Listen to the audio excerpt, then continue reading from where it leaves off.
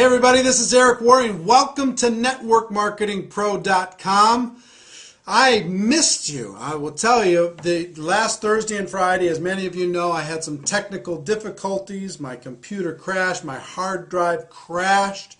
The sad news is, part 4 of the Earl Shaw interview, the file was corrupted. So, people are working to try and recover it. So I don't have part 4 for you today. Hopefully we'll be able to get it to you and get it posted soon. If not, I'll have to go back, because I can't be the only one that knows about what Earl Shaw said in part 4 of that interview. So we'll have to get it to you one way or the other.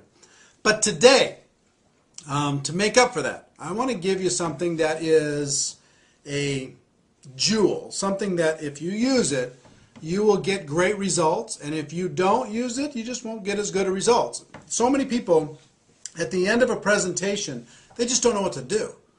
They talk to their prospect. The prospect takes a look at a videotape, or they listen to an audio tape, or they go through a presentation, or they sit in a meeting in somebody's home, or they go to a hotel, and at the end of the meeting, then they don't know what to do. They're like, what did you think? And the person says, well, I don't know. And they say, okay, well, call me. And people just leave. And what people are really looking for at that moment in time is some leadership. And I'm resistant to exact verbatim scripts. I'm very resistant to that because people never say what they're supposed to say. But I will tell you this. The power of asking questions is an awesome force. The power of asking questions, number one, and acting as a consultant in a consultant posture and a consultant mindset is the second most important thing. So if you're acting as a consultant to try and help them get to a result that will help them, then you're going to get better results. If you act as a salesperson, pitch, sell, and you're not asking any questions, you're just giving the facts, you just keep talking and talking and talking, you're going to have trouble, a lot of trouble, at the end of a presentation. So this is a 4-question process that I've used for 15 years that works unbelievably well. And I've trained a lot of people to use this, used it for a long time, and it's just a remarkable, simple, little consultant-based, question-based process at the end of any presentation. And it goes something like this. Question number 1 to Bob, if I'm talking to Bob. Bob, based upon what you just saw, if you were to get started in this business on a part-time basis, about how much would you need to earn per month in order to make this business worth your time? And then just wait for the answer. So I'm not invested in the answer that Bob gives me. Bob's answer is his answer. So, Sue, if you were to get involved, based upon what you've seen, if you were to get involved in this business on a part-time basis, about how much would you need to earn per month in order to make it worth your time? And then just wait for the answer. And let's say they say $2,000 a month. Fantastic. Whether they say $2,000, $5,000, $10,000, $500, it doesn't matter. Sometimes you're selling a $10,000 a month opportunity when all they want to buy is a $2,000 a month opportunity. That's what they're looking for. Sometimes you oversell it by making it too high, and sometimes you undersell it by making it too low. This business can be very flexible. This profession can be very kind of flexible for different people, for different circumstances, but you can make it rigid sometimes. Oh, you can make $1 million a year. Like we talk about people who make $1 million a year on Network Marketing Pro. We don't talk about the people who are making $1 million a year just because we're trying to sell only that. All I'm saying is if you're making $1 million a year or better, that's kind of it's a big dividing line. I mean, you really have to know your stuff in order to be able to make that kind of money.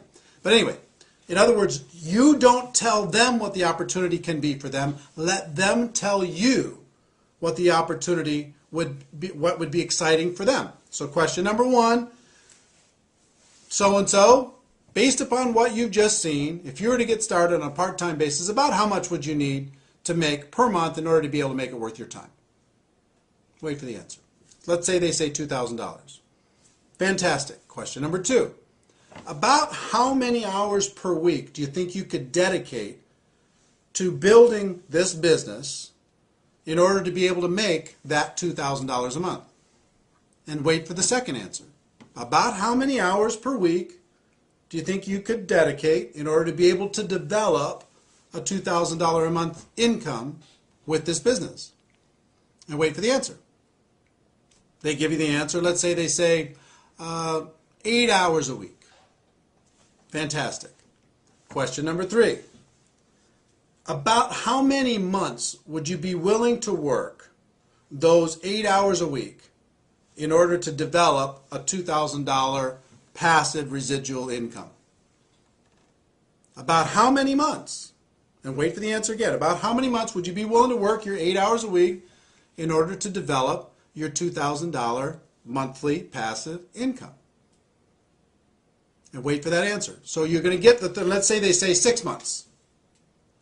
Then, and sometimes you're going to get unreasonable expectations. But let's say they say 6 months, which is reasonable. Depends on your opportunity. And again, I'm talking generically here. It's very difficult to get specific inside of any one company or any one opportunity. But let's say that that's reasonable inside your company.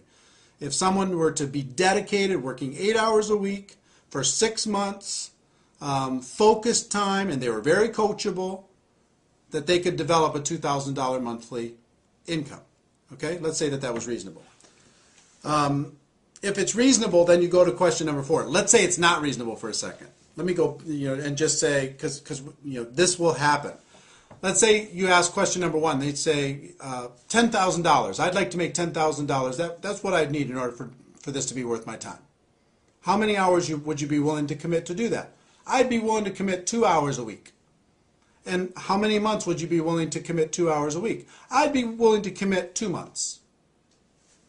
Then as a consultant, if you're in a consultant mindset, what do you need to do? You've got to say, look, I will tell you right now, that's an unrealistic expectation. In order to be able to earn $10,000 a month in a business, a brand new business, working 2 hours a week for the next 2 months, I just don't think that we can get you there. But if you're willing to change one of these 3 numbers, then we can get you there. You either have to change the 10,000 and make it lower, or you have to change the hourly and make it more hours per week, or you have to change the month and decide to give it more months. But if you're willing to change one of those numbers, or maybe 2 of the 3 numbers, then I can show you how to get there. But if you're not willing to do that, you know what, this probably isn't for you. You probably have other things that you could do.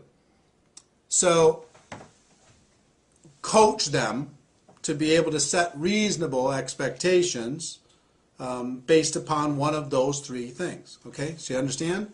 And you will gain more credibility when you say, you know what, this probably isn't for you, and you coach them into a reasonable expectation by saying you're going to have to change one of those 3 numbers. You'll gain way more credibility than you'll say, okay, fine, great, just join. That doesn't give you any credibility at all. If you let them know that, if somebody tells you can make $1 million a year and you can do it, you can make $100,000 a month and you can do it in your first 90 days and you could do it working 10 hours a week, does that buy you any credibility? It doesn't. Even if they sign up, it doesn't buy you any credibility. So question number 1, how much money per month, in order to be able to make it worth your time? Number 2, how many hours per week would you be willing to commit in order to develop that income? Number 3, how many months would you be willing to work those hours per week in order to be able to develop that income? So let's say that those are reasonable. Then question number 4 is really simple. I would just say, look, if I could show you how to get that $2,000 monthly income, working 8 hours a week, focused time, you'd have to be really coachable, over the course of the next 6 months, is there anything else you need in order to get started? Anything else you need to know in order to be able to get started? And just wait for the answer. That's it. And I promise you, 90% of the time they say, you know what, if that can happen, I'm ready to go. Because you have let them, by asking questions, you have let them create a reality that they could get excited about. Some people are going to shock you. You think that they're going to want $5,000 a month, and all they want is $500. You don't know that they just sat, with their spouse talking about bills, and they just need to make some credit card payments. So you're selling $5,000 a month, $10,000 a month, $4,000 a month, $2,000 a month, and all they want to buy right now is $500 a month. So instead of trying to sell something and you don't know what they want to buy, ask them what they want to buy. And so long as it's reasonable inside of your company, inside of your opportunity, then you can help them create a roadmap in order to be able to make that happen. So if somebody's really ambitious and say, you know what, I've got to make something happen. I need to make $5,000 a month because I just lost my job, or this happened, or that happened, or something, there's some crisis happening in our family. Okay, how many hours a week would you be willing to work? I'm willing to work 40 hours a week, 50 hours a week. I'm willing to do whatever I need to do in order to be able to make it happen. And how long would you be willing to work that in order to be able to make it happen? I need to make it happen pretty fast. I got to make it happen in 90 days. So long as that's reasonable and they're willing to work really, really hard and they're coachable, then you can lay out a game plan for them and say, okay, look, if I can show you how to make that $5,000 a month, working 40, 50, 60 hours a week over the course of the next 90 days, would you be ready to get going?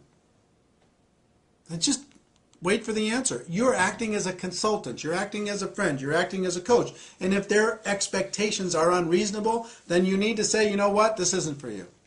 Sorry.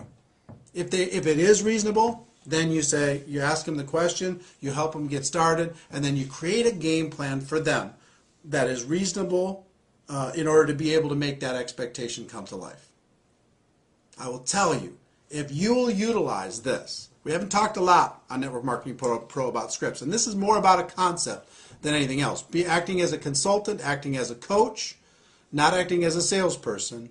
If you focus on this concept, it will be worth its weight in gold.